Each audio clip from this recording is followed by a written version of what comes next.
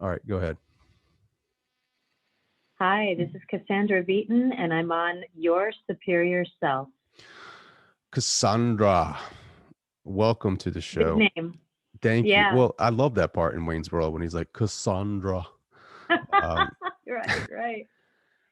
thank you for joining. Like, this is fabulous. Like, I want to pick your brain because you are big in the world of consciousness. Give everyone like a quick rundown. Like, what's your background? Well, I'm a clinical psychologist, and so I was trained to be a psychotherapist. And most of my career after my psychotherapy training, I've spent in mind body medicine research, looking at the impact of meditative practices on people's well being. I've done a few studies looking at mindfulness training on both addictive disorders, quitting smoking, quitting drinking. And then when I became pregnant, I created a mindfulness program for pregnant women and new moms because it helped me so much. And so that work has been ongoing for several years. Over time, I got interested more in not just meditation, but the variety of transformative practices that people could engage in that would boost their mental health and, help them to become more, well, I like to say kinder to themselves, others, and the planet, more awake, more enlightened, more liberated. And so I started working at the Institute of Noetic Sciences. I worked there for 18 years, and the last 6.5, I was president and CEO. And it was just an amazing journey. I'm still a fellow at IONS, and I love the organization, and did a ton of consciousness research, looked at the variety of the world's transformative practices, beliefs, communities, looked at extraordinary human capacities and experiences of awe and wonder and how they change people's lives. And now I'm pretty much focused 50-50, one half on the John W. Brick Mental Health Foundation, where we fund research and programs that are advancing a more holistic approach to mental health. And the other half of my time at UC San Diego, where I'm working with the Arthur C. Clarke Center for Human Imagination and the Psychedelic Health Research Initiative. Oh my God. I could talk to you forever. Like, seriously.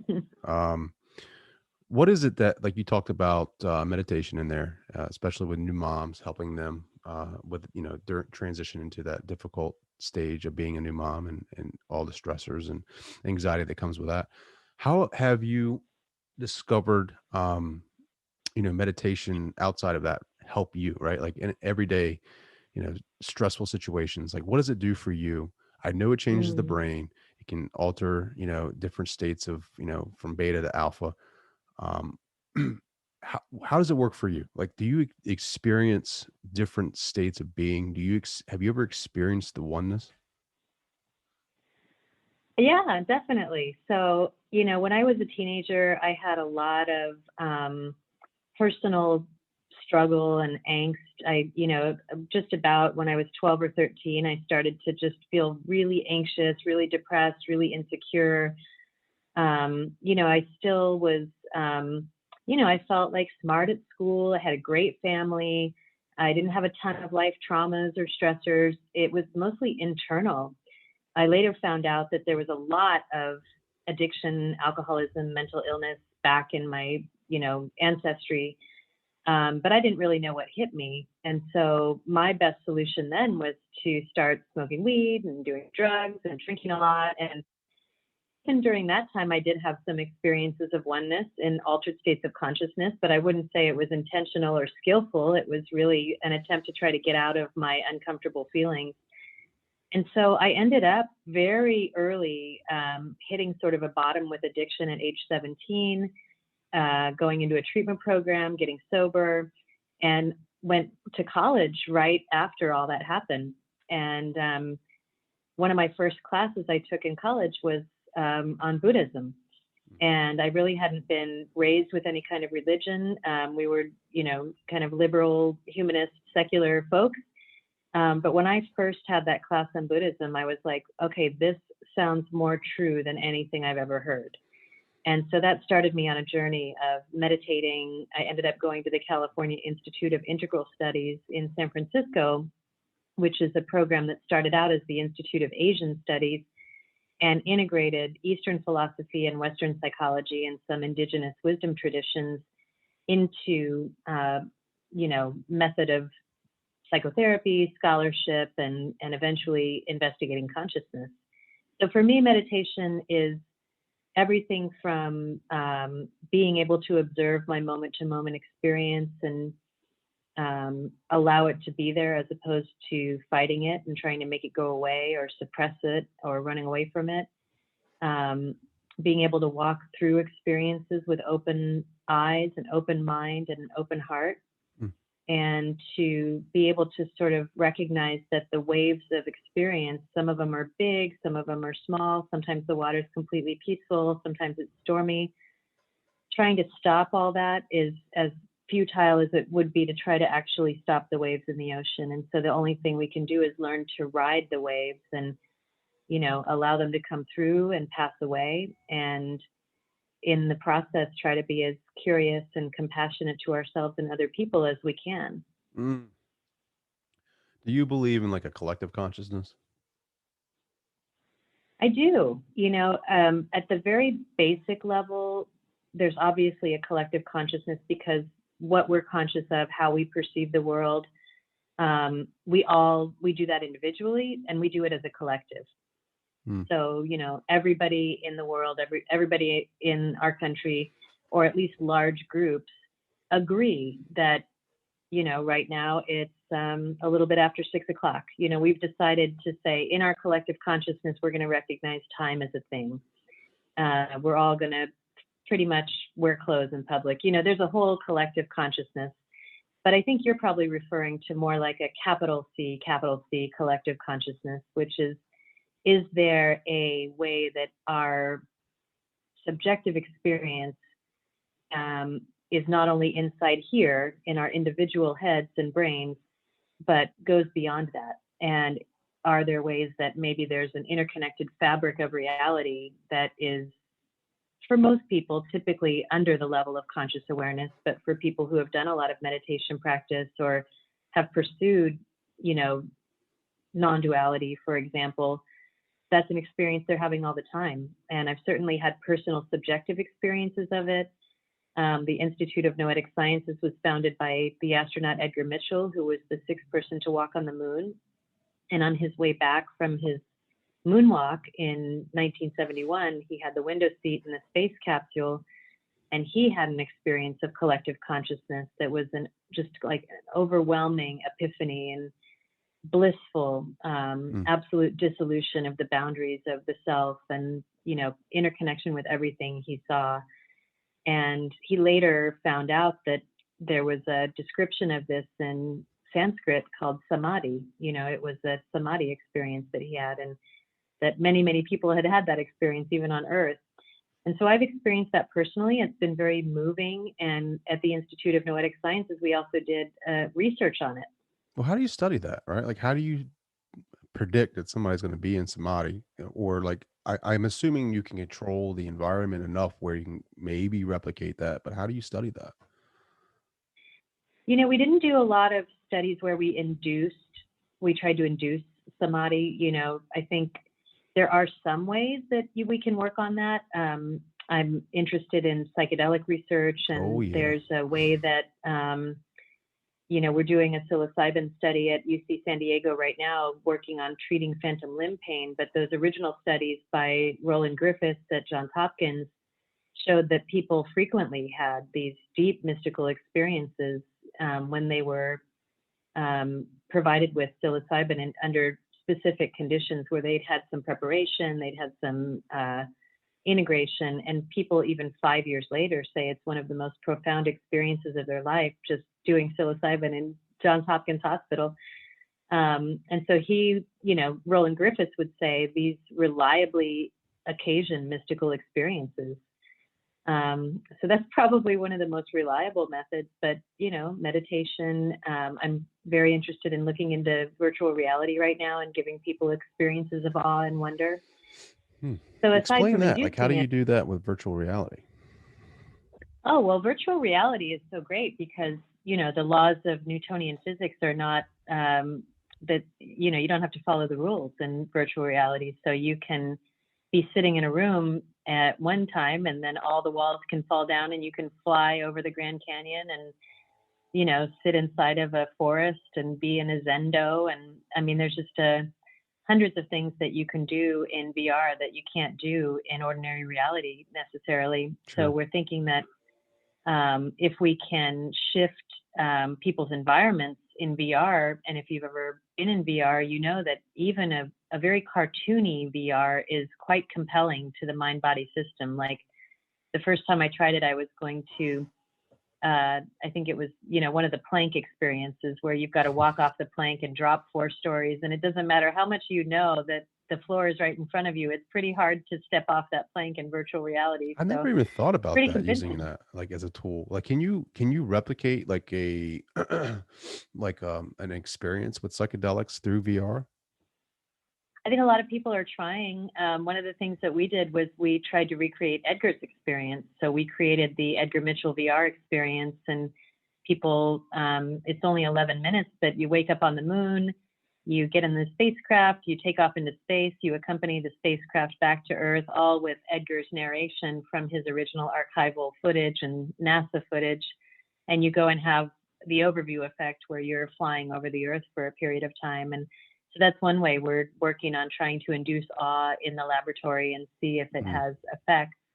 Was he the one that was trying to do like an experiment with like, what was it? Where he was like thinking of numbers to people back at home and they were trying to guess He what it did, was. yeah, Like, yeah. what is that He called took again? uh, telepathy, Yeah. remote viewing. He was trying to send clairvoyance. He was trying to send a set of symbols to people who were sitting on Earth, especially from the dark side, from the dark side of the moon. And um, he did have significant results, and he published them. But the significant results were that they were wrong more often than they should have been by chance. So they call it psi missing, is what the terminology for that is. But Edgar Mitchell, at the end of his life, I got to visit him quite frequently over the years, and he handed me a document that had gone to the moon. And I said, "What is this?" And he said, "Oh, the original set of symbols that I was sending to people at home, and writing down the times that I was sending it."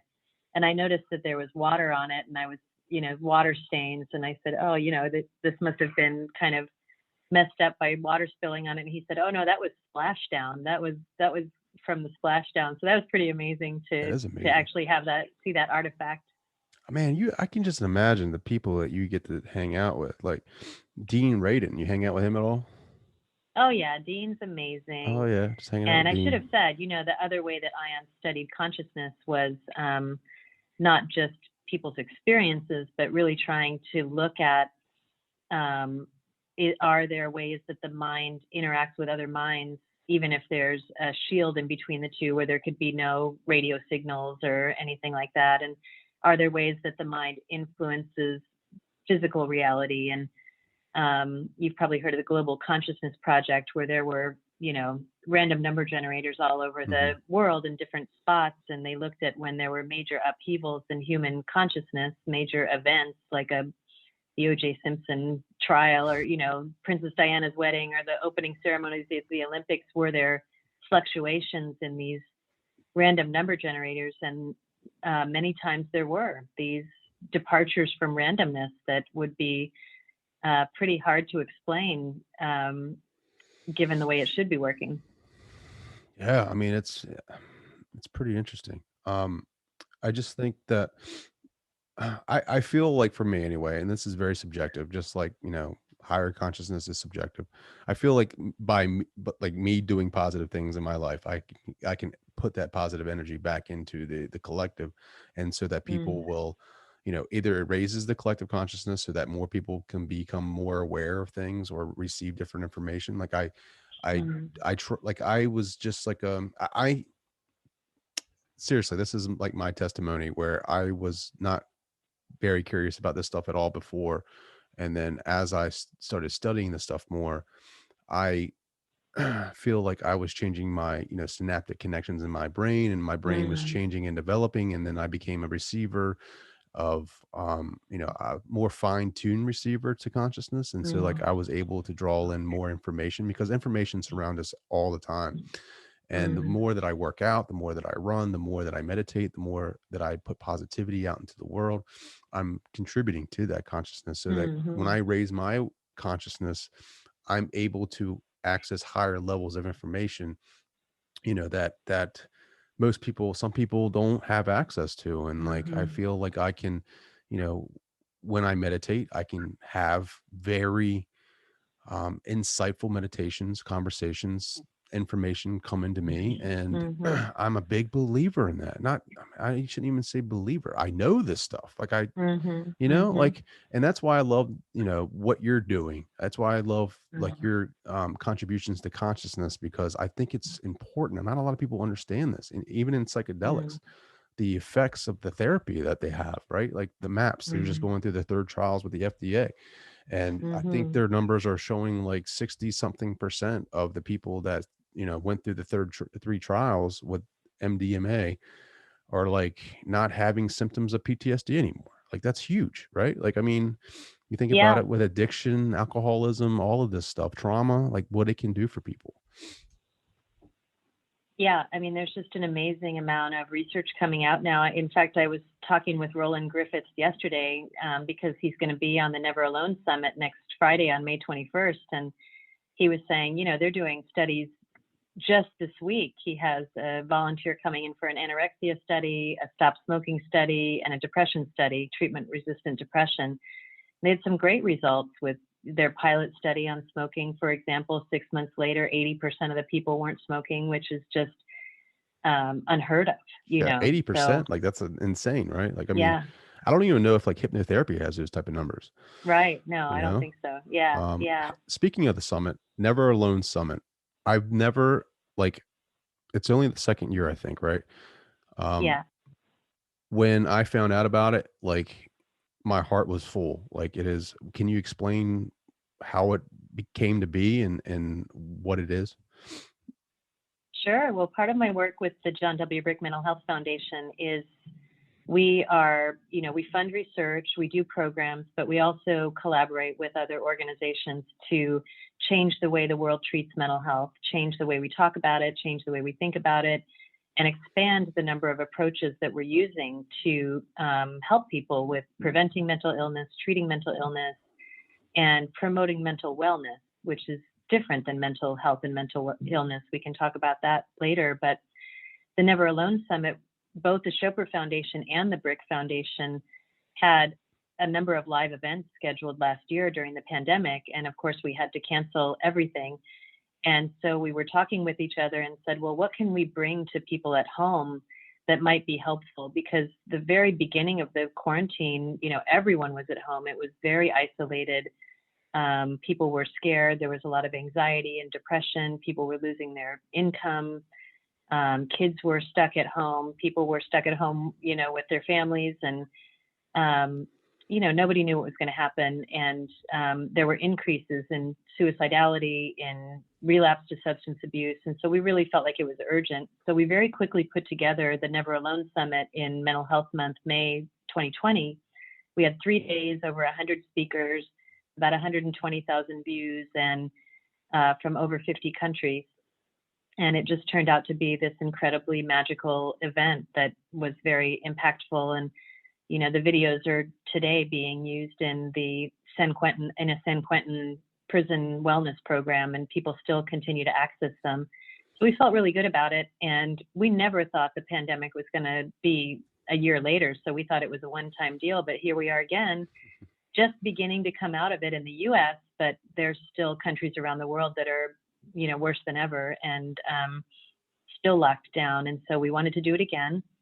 And this year we have a one-day summit with over 30 speakers from all around the world, teaching tools, practices, but really focusing on, more people than ever talked about their mental health issues during the pandemic, athletes and musicians and actors and late night talk show hosts. And So it kind of, the silver lining is it opened up the door to being able to reduce the stigma. And we don't really want that to go back to normal. We want to keep the door open and let people know there are literally dozens of evidence-based methods of dealing with mental health issues at home, with yourself, with your family, in your community.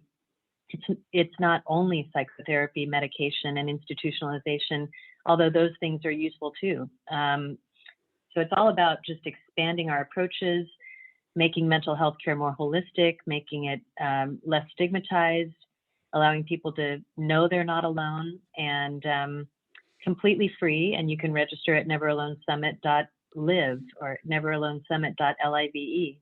Mm. Who are you most excited about to hear them speak? Because I looked at the speakers and they're all amazing. Well, you know, I always love to hear from the sort of well-known people like Russell Brand and Jewel and Congressman Patrick Kennedy and his wife. And, you know, we have the 17th Surgeon General of the United States and Richard Carmona, former Archbishop of Canterbury. I mean, we just have this incredible lineup. But I have to say, it's really the boots on the ground is what's really exciting. We've got Ali and Atman Smith, for example, who are African-American brothers from Baltimore who created, after they graduated from college, a meditation and yoga program for inner city Baltimore urban kids. And so they've replaced detention with meditation and yoga. They've replaced on-campus suspension with, you know, these kinds of skills. They've now worked in prisons. They've worked in drug treatment centers. They're working with local indigenous people. And that's just one of many stories. They're the Holistic Life Foundation, by the way, if you want to check them out. So many stories of things that are working. So we hear a lot about the statistics and, you know, how frequently someone commits suicide and how much of a crisis it is, which is true. But we don't hear as much about what's working. And so we highlight a lot of different programs out there that are working. That's a beautiful story. Yeah, I'm right there with you. I've looked at them and I tried to pick one. Your group from India, they're fantastic. Like I'm excited to hear them. Yeah, it's gonna be. I mean, I was looking at it and I was just thinking to myself, how in the world did you get all these great people? Like, how does that even start? I mean, it's a great cause, right? Like, it's 100% a great cause. To speak about this, to let people know that they're not alone, to let them know that they are loved and that they are important and that we are here for them. But to get these different people from different cultures, from different backgrounds, different countries to come together on one message. I mean, how do you guys make that, how do you line that up? Well, you know, I think people hear the ring of truth when they hear the idea that that's important. And it's something that we do need to extend our digital arms out to people who are at home and alone and suffering. We all have a big network, and Deepak Chopra, of course, is friends with everybody in the world. So, you know, that's a great way to do it. He's been so incredibly supportive, and the Chopra Foundation have been great partners, and their Never Alone initiative, which you can learn more about at neveralone.love. And if you want to learn more about the John W. Brick Foundation, that's at johnwbrickfoundation.org. So it's just kind of a match made in heaven. And Sure. Mr. Yeah, Brick is really from great. Baltimore. He's from the Baltimore area. And I Yeah. think this You'll is definitely have to have him on. Yeah, yeah, Victor this is Brick was awesome the that he's doing founder. this, right? Like, everybody knows him around here for, the gyms and the health and wellness centers that he has. And then, I've just found out about this summit, and I was like, man, everybody needs to hear about this because that's amazing. Yeah. I think how you were gonna hit on this, and I guess this is a good lead in. What is the difference between mental health and mental wellness? Yeah, well, we collaborate with the Global Wellness Institute, which is another wonderful place that focused on wellness at a global level. And they recently released a report on the mental wellness economy. So they were really looking at where are the dollars being spent, what are the needs, what are the opportunities, and how can the fitness, spa, wellness community respond to some of those needs. But one of the things they did in the report was they created a graph that showed a horizontal continuum with mental health at one end and mental illness at the other. We're all familiar with this idea that, you're either mentally healthy, not having a lot of disruption emotionally, mentally. You know, you might be in the middle where there's some stress, anxiety, depression, or you might be in severe mental illness. But they added a vertical continuum as well, where the top was mental wellness or flourishing, and the bottom was languishing. And even if you have a diagnosed mental health condition, if you are working on, you know, these things that we've been talking about, wellness practices, positive relationships, getting your psychotherapy, following through with your medication, you know, staying connected, getting exercise, good nutrition, you can actually be flourishing. And even if you don't have very many mental health symptoms diagnosably, if you are lonely, isolated, giving into, you know, greed, envy, hatred, jealousy, don't have good friends, don't have good influences, using substances, not exercising and eating well, you cannot have a diagnosed mental illness but be languishing. And so this idea that it's not only about mental health and mental illness, but it's also about mental wellness independent of that sort of pathogenic model, which is what disease do you have, versus the salutogenic model, which is strengths-based, and what kind of wellness do you have? Sure, man. I love all of that. Because people need to realize that it's not it's not a bad thing to go to psychotherapy, or I mean, there's so many different methods out there that are available to people they don't know about, and that's why I love about the summit is people can come here and listen to inspirational speakers and gain more awareness about the opportunities and programs that are out there, and learn. And these people are very accessible. Like, you can go to the website and find out more about their information. I mean, you can learn about meditation for yourself.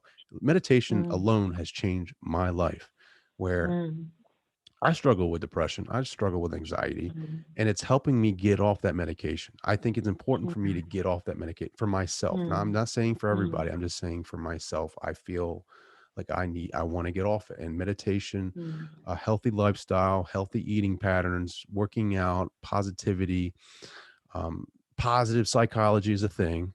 And learning from that and taking tools from that toolbox has allowed me to reduce, what I was taking. It has allowed me to get off it and be more positive and not fall into mm, the traps of depression, mm, and mm, recognize the body for what it is.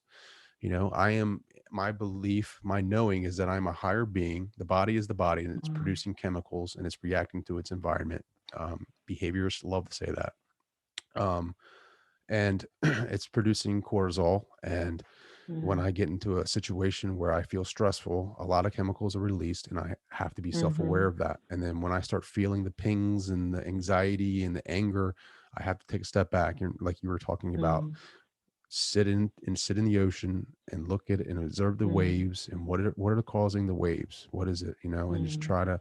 I can't get rid of the waves in the ocean, but I can mm, reduce it, right? Like, I can calm the storm, mhm, and I can do these things. And it's so important that mm, people understand that these tools are out there for them. And that's mm, why one of the reasons why I do the podcast is because I want to be an outlet for people with mental wellness, mm. mental health, mental wellness, and for people to understand that. um yeah. What is your like routine look like for you, for mental wellness? What is it that you have to do? What is it that helps you Yeah, maintain that balance? yeah. I mean, I believe that everybody has what I call an ecosystem of mental health, like a set of interlocking activities, people, places, um, and for some people, I don't want anyone in the audience to get us wrong. We're not at all anti-medication. For some people, it very much includes psychotropic medication, psychotherapy, sometimes hospitalization, sometimes support groups, day treatment. There's that crisis support level. But there's also a ton of other things. So for me, it's moving my body, healthy nutrition, being outside in nature, Mm, engaging in contemplative practices on a daily basis. For me, I do morning wake up meditation nearly every morning.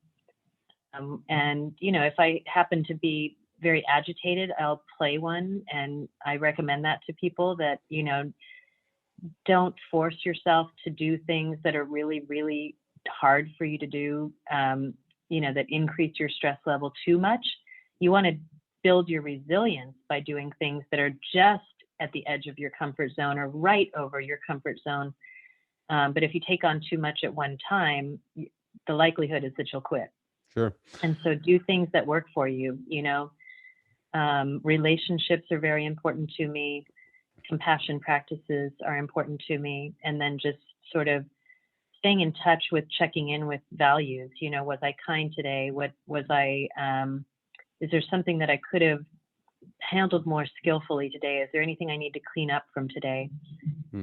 So that kind of wrap around mental health care. It's not something I learned in school, I'll tell you that. I speak to audiences all the time and I say, how many courses did you take in how to navigate your inner world, both difficulties and to navigate the inner world of consciousness, intuition, imagination? How many of you had even one class session in your entire education on that? Almost no one, unless they went to a real special place.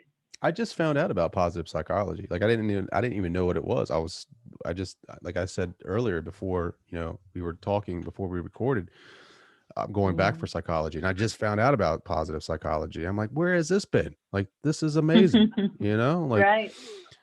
The one thing I did want to point out, and this might sound pretty simple, but the one thing that has really gotten me in a really good mood lately is like having fun. Like you talk about getting out and moving, like be a kid. Like I look at my kids, I have 3 of them, and I see too many times where adults don't want to be or have fun like the kids. Like they think they're just too old or they're too, like, I can't do that. Like I got a skateboard. I'm 38. I just turned 38 and I'm going out and getting in flow states on my skateboard and having fun and allowing myself to just be a kid, just be that kid, that inner kid. And the insight that I have on that, like, some people won't even go jump on a trampoline because it's too childlike, or they won't go play dress up with their kids because they're like, I'm too old for that. Where in the world did we come up with this rule that we can't let ourselves be like a kid? Like, there's so much fun. There's so much curiosity that it goes along with that feeds into the imagination, that allows you to create.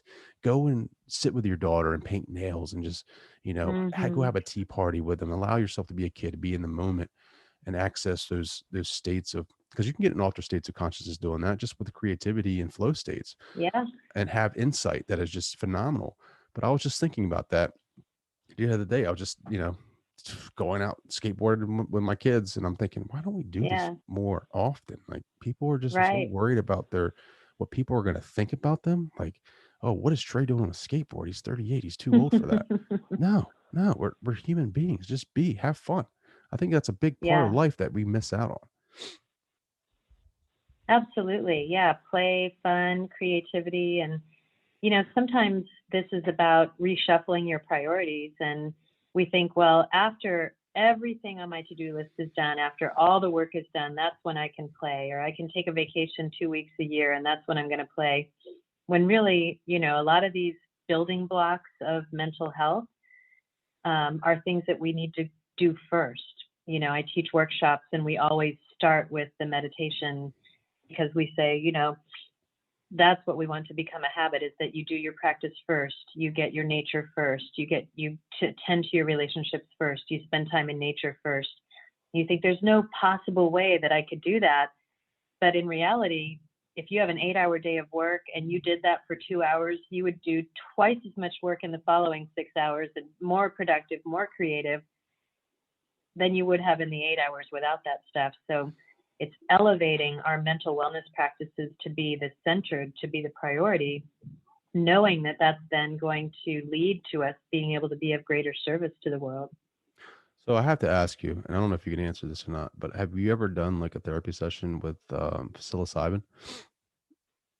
I have done structured psilocybin sessions myself over a 3-year period. It's been a while now, but it was a very, it was sort of followed the Stan Groff holotropic breathwork Mm, method, but it was, a very structured day that was designed to sort of have a breakthrough.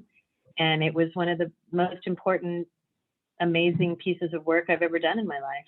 did you paint afterwards on that? Did you, I was he didn't paint? paint. No, No, no, I did some writing, but I never painted. Yeah, that's a no. great idea.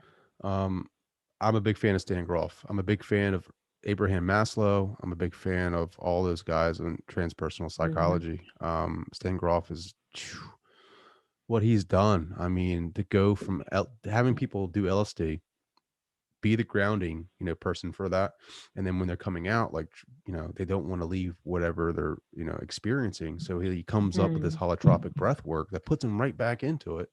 So now he's Yeah. like, what is this? And then he goes and he develops this breath work where you don't have to use LSD to get into these different states of altered Mm. consciousness, and you're having the same types of benefits from the therapy. I think it's phenomenal. Um, Yeah. I think, well, for going back to that, right? Like going back to the therapy sessions or the structured Mm. psilocybin sessions that you had. Like, what was the experience? Like, did it pick up right from where it left off, or was it different every time? Because with Mm. LSD, sometimes you'll see LSD people that have these experiences, they'll pick up, right where they left off, Hmm. and they'll experience different, whatever they want to call it. But what is psilocybin like? What was that experience? Yeah, for me, it was different every time. Absolutely. And I think it was pretty funny because, sometimes I would begin the day and think, all right, I'm completely surrendered. I'm open to anything. And, within 30 minutes, I'd be like, oh no, I don't want to see this. Whereas other times I would, be terrified and think, oh my God, why am I doing this? And have the most exquisitely beautiful day ever. And I think some of the major insights I've had about life and the nature of reality have come from that. There's some of the researchers I work with are at the Psychedelics and Health Research Initiative at UCSD.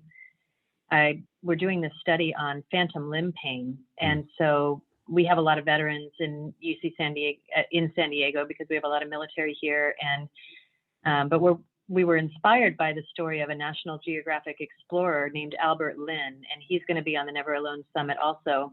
He lost his leg in an accident, and he had very excruciating phantom limb pain, which for those of you who don't know, it's the missing limb. You feel like it's still there and you feel like it's in terrible pain. And so he tried all these different approaches to try to deal with it, medication, and nothing worked. And then he tried this mirror box where you put up a mirror next to your existing limb. So your mind is tricked into thinking that the other limb is still there. So that kind of worked a little bit, hmm. although you'd have to walk around with a mirror all the time. It kind of went away right after he did it. So then he had heard about some of this work with psychedelics. He did psilocybin and did the mirror box while he was doing psilocybin, and it cured the phantom limb pain.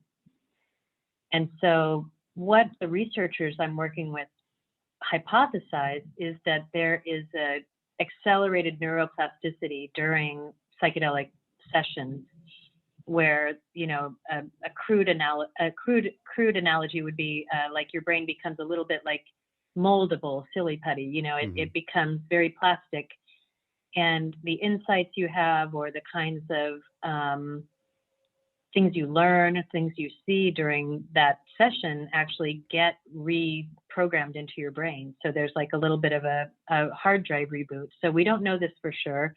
We do know that the brain on psilocybin has massive amounts of connections that aren't happening at other times. And so that's kind of what I think everybody's interested in is not only does it work, but how? Why is it working? Uh, so in 15 years, when I finally graduate college, can you guys like just hire me so that I can come and work with you guys on this? Because this is fascinating work. What is it that for right now, right? Like the listeners that are listening to this and they hear about psychedelics and the therapy sessions with that. What is it that they need to? What is it that people need to know about this? Right? Like, what is it? You've done research on it. You've seen it. You've experienced it. Like, what do you need to tell them so that they feel better about it? Yeah, I mean, first of all, people should know it's still illegal. So in most states, and so I don't recommend it necessarily. And there are studies that are ongoing that you can sign up for. So I encourage you to go to MAPS, or the Multidisciplinary Association for Psychedelic Studies, and see if there's a study that you might participate in if you're interested. For listeners who might be concerned about it, I think there's an idea that you know it could be fake. Like if you're having hallucinations, then it's by definition fake. And I think what we're finding in people's experiences and now in these controlled studies is that there seems to be something that happens during these experiences that is the opposite of fake, that really brings in a huge amount of humility, authenticity, genuineness, truth, and the ability to see clearly. And I think I'd let people know too, it's just not a one-time deal. My experience is that if you don't do the work it takes to integrate your insights, more meditating, more reflection, writing, like you said, painting, it can take a couple years to integrate one journey. So, to really not think of it as a magic bullet. Mm, yeah. Like with LSD, I know, the work that they did in the 60s with Ram Dass and those folks. Um, a lot of people were concerned about that. Was it the chemical that's doing this, is creating hallucinations? Mm-hmm. And I mean, they said it basically was the key that unlocked the brain or the consciousness for the universal. Like Ram Dass, he said something in his biography that stood out to me. It was like, psilocybin and MDMA. He didn't say MDMA, but he said psilocybin basically unlocks the what is it? Not the astral. It unlocks the astral plane, right? Like that astral plane of Mm-hmm. reality or whatever. But LSD takes you. It's like I mean, it takes you so far out in consciousness. It's not even, that's why I asked you if it was the same for you, because a lot of the Mm-hmm. LSD sessions that I read about, the research, the people that are underground with it, they say it picks up and they feel Mm-hmm. levels of consciousness, the collective pain, the suffering, the energy. They feel that they Mm-hmm. don't just feel the highs, they feel the lows, and Yeah. it's changed them dramatically. Um, yeah, I Yeah, mean, I mean, it's it's kind of like near-death experiences.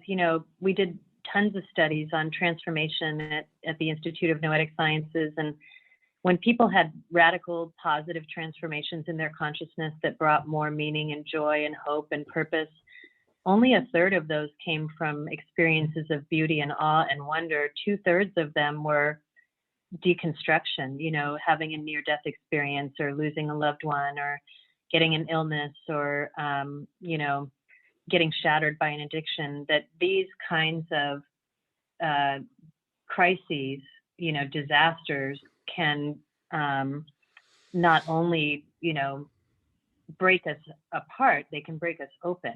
And, when people go through it under certain conditions and when they have a learning mentality around it, or they have support from friends and family members and even maybe divine grace in some ways, they get the chance to experience post-traumatic growth, where the things that they thought were important, they no longer find important. And now, when people have these experiences, often it's very difficult for them to engage in behaviors that benefit themselves while harming others after that. sure. It's not like they have to think about it. It's not like they have to control themselves. They can't do it. It's very hard for them to do it anymore. It's hard for them to do anything that would damage the planet. And so, that's why when we talk about mental health right now, a lot of times we're talking about just bringing people, getting rid of symptoms and bringing them up to a normal, so-called normal state. And, all of these practices are, I think we can do a lot better than that, Sure. and Yeah. there are ways of being and ways of dealing, even if you continue to have symptoms for the rest of your life. There are ways of navigating life that just bring a lot more richness and joy and beauty. And often when people stop focusing only on themselves and they start focusing on what they can do for others and Mhm. how they can be of service, and then all of a sudden they start to find the joy that they had been seeking their whole life. Beautifully said. What is it like? What is it that makes you curious, right? Like, what is it that fires you up that makes you curious that you go after that you can't get enough of?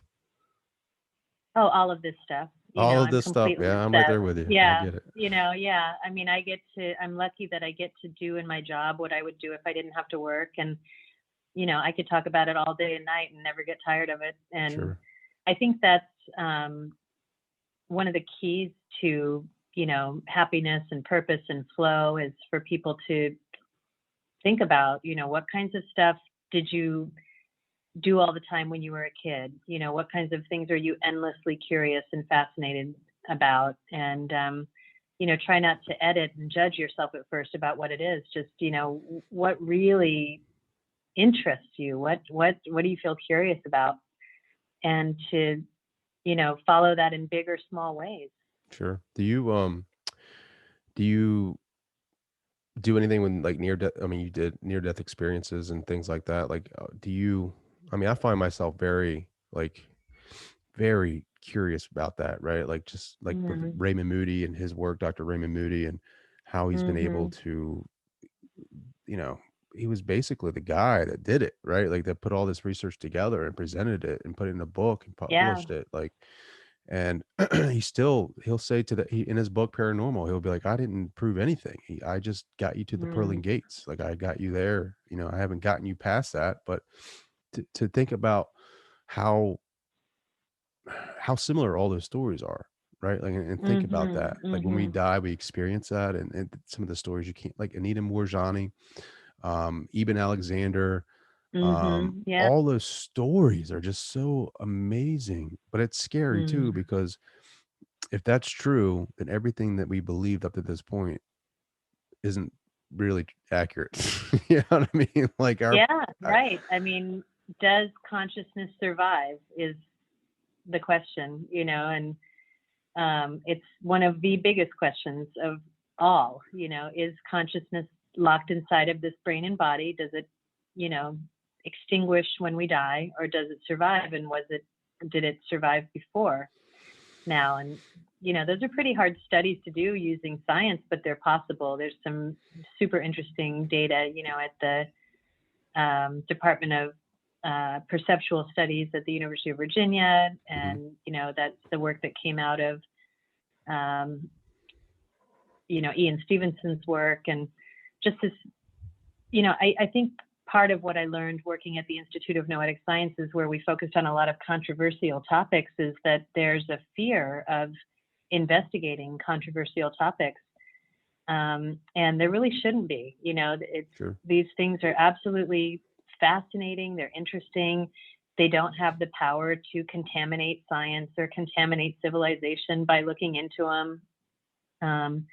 And we've done a lot of work of trying to bring together the wisdom of the spiritual traditions with the practices of science to see, when they talk to each other, can they come up with solutions that maybe neither one can come up with on their own. Mm.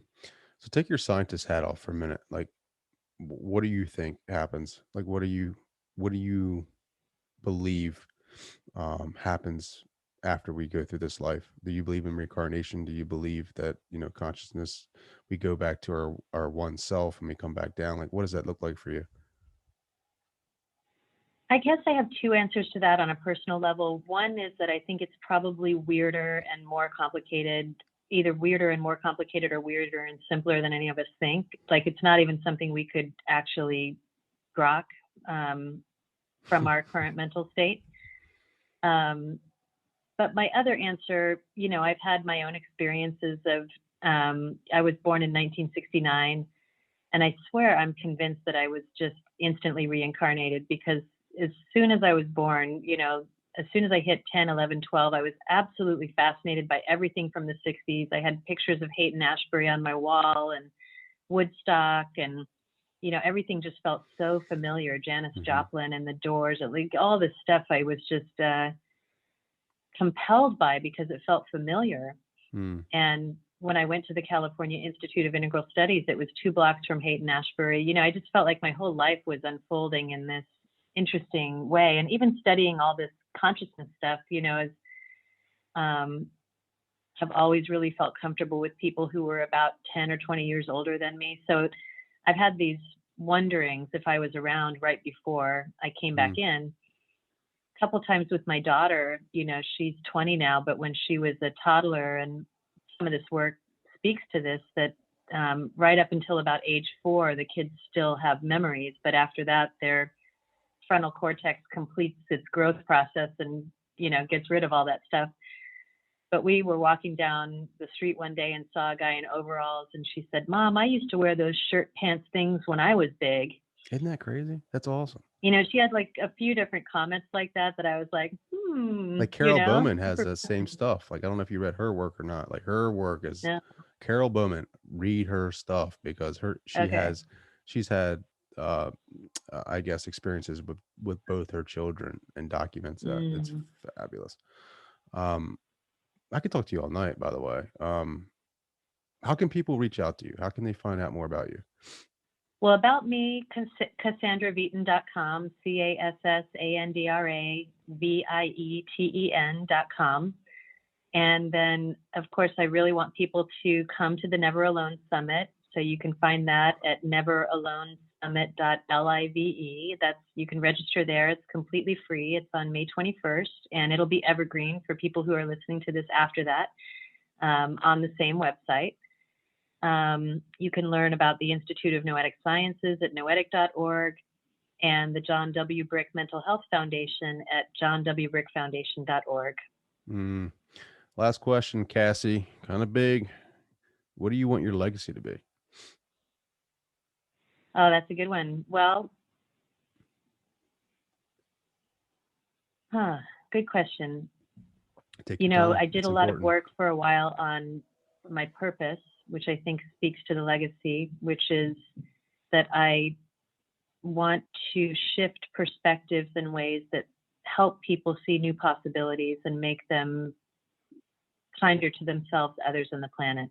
Hmm. So if I can leave a few uh, knowledge, tools, skills, um, methods that people can shift their perspectives in ways that allow them to see new possibilities and be kinder to themselves, others, and the planet, that would be my legacy. Mm. Beautiful. Cassie, I can't thank you enough for coming on here. Oh, thank You you. Thanks for definitely doing the podcast. rocked this thing. Um, I look forward to watching the summit. I look forward to your work in the future, and thank you so much for coming on the show. Thanks for having me. Yeah, let's stay in touch.